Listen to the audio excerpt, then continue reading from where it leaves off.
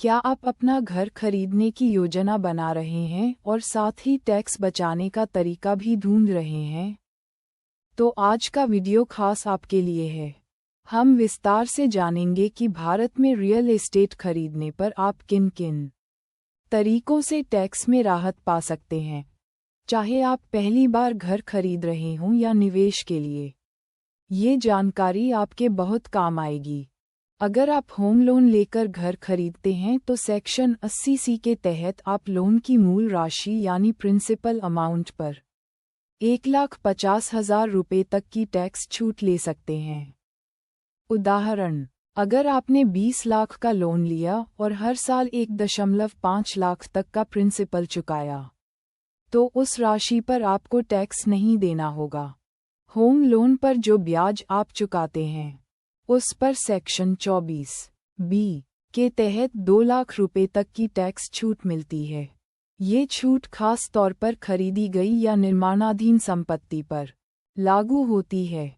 उदाहरण, अगर आप हर साल 2 लाख या उससे ज़्यादा ब्याज चुका रहे हैं, तो आप पूरी राशि तक टैक्स छूट का लाभ ले सकते हैं। कुछ विशेष मामलों में सेक्शन 80EE और 80EE के तहत अतिरिक्त छूट मिलती है। जैसे पहली बार घर खरीदने वालों को 50,000 रुपये से 1,50,000 रुपये तक की अतिरिक्त टैक्स छूट मिल सकती है।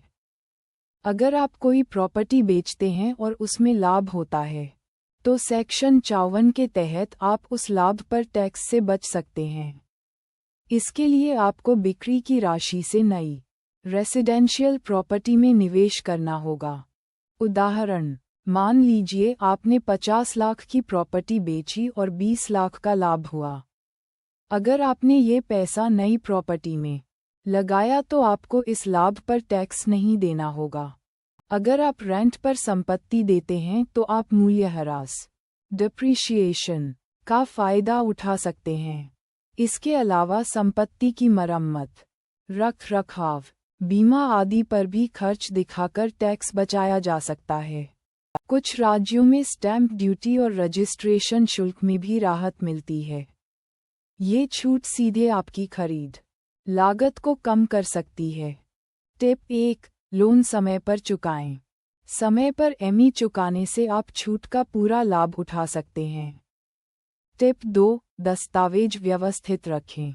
होम लोन की रसीदें, स्टैम्प ड्यूटी के बिल, बीमा और अन्य खर्चों के रिकॉर्ड व्यवस्थित रखें।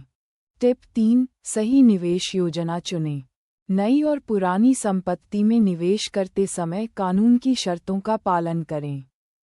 अगर आप गलत निवेश करेंगे तो छूट नहीं मिलेगी। टिप 4, टैक्स सलाहकार से परामर्श करें। हर किसी की स्थिति अलग होती है, इसलिए एक टैक्स एक्सपर्ट से परामर्श करें ताकि आप सभी लाभों का सही तरीके से उपयोग कर सकें। अगर आपको loan, insurance, share market, gold, property के लिए सही सलाह चाहिए तो दिए गए नंबर पर संपर्क करें। धन्यवाद।